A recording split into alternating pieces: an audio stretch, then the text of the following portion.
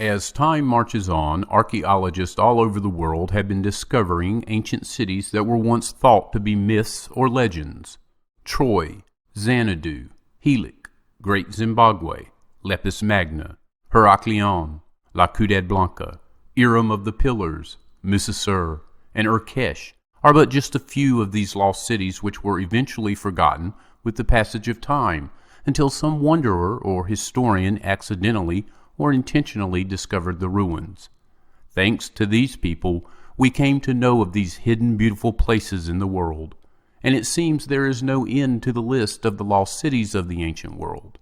Among them, the ancient city of Dwarka is perhaps the most profound.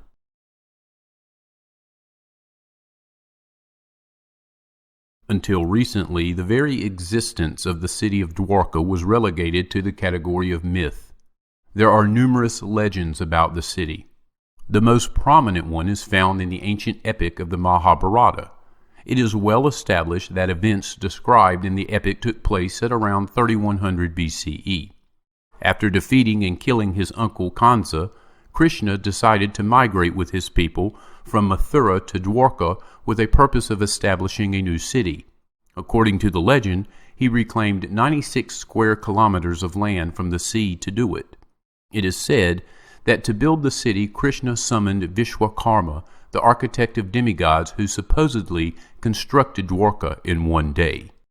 The Mahabharata gives many detailed descriptions of the ancient glorious city. Quote, "The city was filled with the sounds of birds and bees flying about the parks and pleasure gardens, while its lakes, crowded with blooming lotuses, resounded with the calls of swans and cranes.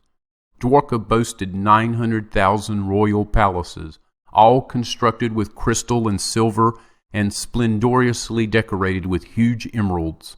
Inside these palaces, the furnishings were bedecked with gold and jewels."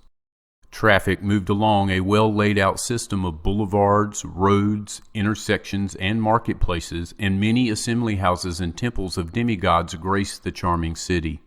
The roads, courtyards, commercial streets, and residential patios were all sprinkled with water and shaded from the sun's heat by banners waving from flagpoles. According to the Bhavagata Purana, Dwarka was attacked by King Salva using his Vimana. The description of the battle suggests it was fought with advanced technology and weapons, potentially even with a craft attacking from orbit. The spacecraft commenced an attack on the city with the use of energy weapons, which to the onlookers resembled a discharge of lightning, and it was so devastating that after the attack, most of the city lay in ruins. He besieged the city with a large army, O best of the Bharatas, disseminating the outlying parks and gardens, the mansions along with their observatories, towering gateways and surrounding walls, and also the public recreation areas. From his excellent Vimana he threw down a torrent of projectiles. A fierce vortex arose and blanketed the entire area with billowing dust. Lord Krishna counterattacked and fired his weapons on the ship. They looked like arrows, yet they roared like thunder and shone like rays of the sun when released. This description sounds more like a modern-day missile. According to the Mahabharata, the city was flooded and submerged by the Arabian Sea. The sea, which has been beating against the shores, suddenly broke the boundary that was imposed on it by nature. It rushed into the city, coursing through the beautiful city streets, and covered up everything in the city. I saw the beautiful buildings becoming submerged one by one. In a matter of a few moments, it was all over. The sea had now become as placid as a lake. There was no trace of the city. Dwarka was just a name, just a memory. The Vishnu Purana also mentions the submersion of Dwarka, stating, "On the same day that Krishna departed from the earth, the powerful dark-bodied Kali age, the age of vice, descended. The oceans rose and submerged the whole of Dwarka."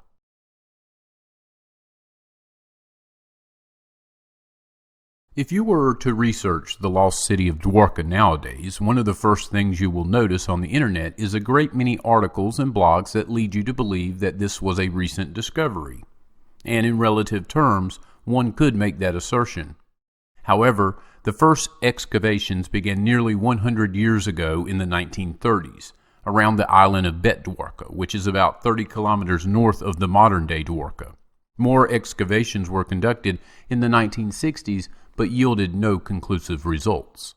In the 1980s, Dr. S.R. Rao with the Marine Archaeology Unit of the National Institute of Oceanography undertook an extensive search of the city along the coast and finally succeeded in finding it off the Gujarat coast.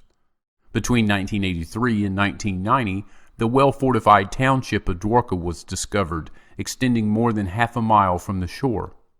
Dwarka extended up to Bet Dwarka in the north and Okamati in the south. Eastward, it extended up to Pindara. The general layout of the city of Dwarka described in ancient text agrees with that of the submerged city discovered by the MAU. In his work, The Lost City of Dwarka, Dr. Rao outlined the scientific details of these discoveries and artifacts. According to him, the clue to the existence of ancient Dwarka near the modern town of Dwarka was found during archaeological excavation near the Dwarkadish Temple in 1979 and 80. Eroded debris and pottery provided evidence of a port town destroyed by sea about 3,500 years ago. This evidence is what led to the early excavations in the Arabian Sea near the mouth of the Gomati River, where the modern town of Dwarka stands. Dwarka was supposed to have been built on 6 blocks, 2 on the right bank and 4 on the left. All the 6 sectors have protective walls built of dressed stones of sandstone. Whatever has been traced so far conforms to the description of Dwarka in the Mahabharata to a large extent. Similarly, the large number of stone anchors is indicative of overseas trade. The large ships were anchored to the sea, whereas the small ones were near to the warehouses on the Gomati, part of which has been submerged. The layout of the excavated city, the spread and location of fort walls, and the bastions matched the descriptions mentioned in the Harivamsha, a prologue to the Mahabharata. Harivamsha described the city of Dwarka in minute details. According to it, the area of Dwarka was 12 yojanas. It was connected to the mainland by a strip, which is visible even now in low tide. The city excavated is of the same size. The Harivamsha, detailing the security arrangements, says that there were seals, without which one could not enter the city. Seals of a particular description were found on the seabed. A stone image of Vishnu, chert blades, and pottery are all part of the recovered objects. Certain coins were found during excavations underwater, having inscriptions similar to details found in the Mahabharata. The reclamation of land from waterlogged areas, referred to in the Mahabharata, in order to build the city, is also attested to by boulder foundations over which walls and bastions were raised. In 2001, the students of the Institute of Oceanography Technology were commissioned by the Indian government to do a survey on pollution in the Gulf of Combat, 7 miles from the shore. During the survey, they found buildings made of stones covered in mud and sand covering 5 square miles. Divers collected blocks, samples, artifacts, and copper coins, which scientists believe is the evidence from an age that is about 3,600 years old. Some of the samples were sent to Manipur and Oxford universities for carbon dating, and the results created more suspicion since some of the objects were found to be 9,000 years old. The NIOT returned for further investigation in the Gulf from October 2002 to January 2003. During these excavations, the NIOT reported finding 2 paleochannels flanked by rectangular and square basement-like features. Artifacts were recovered by means of dredging, including pottery shards, microliths, wattle and daub remains, and hearth materials. In January 2007, the Underwater Archaeology Wing of the Archaeological Survey of India began excavations at Dwarka yet again. But the work on further excavation has met a formidable roadblock in the form of academic indifference and government apathy. It seems India's central government no longer has much interest in the excavations at Dwarka or the one at the Gulf of Cambay.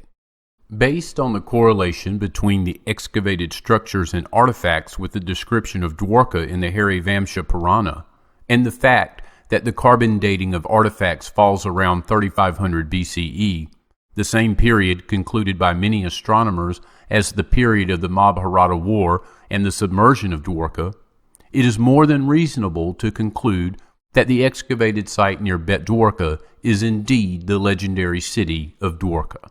Studies have proven that the sea considerably and suddenly rose to submerge the city. The Hari Vamsha describes the submerging of Dwarka, saying, Krishna instructed Arjuna, who was then visiting Dwarka, to evacuate the residents as the sea was going to engulf the city. On the seventh day, as the last of the citizens were leaving the city, the sea entered the streets of Dwarka.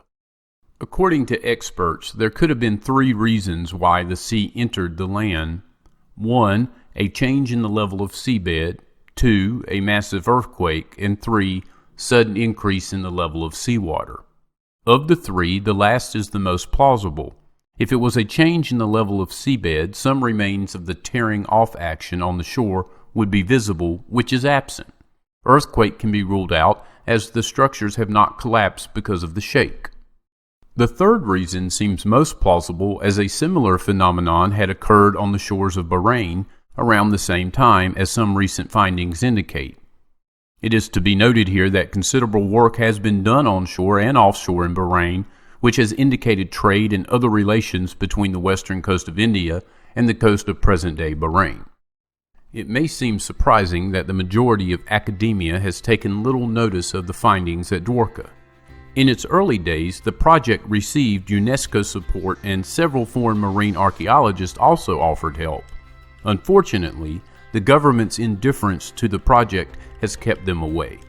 But when you consider that this discovery threatens to upend academia's current historical timeline and paradigm, it really is not all that surprising they would choose to ignore it and continue disseminating their own fiction.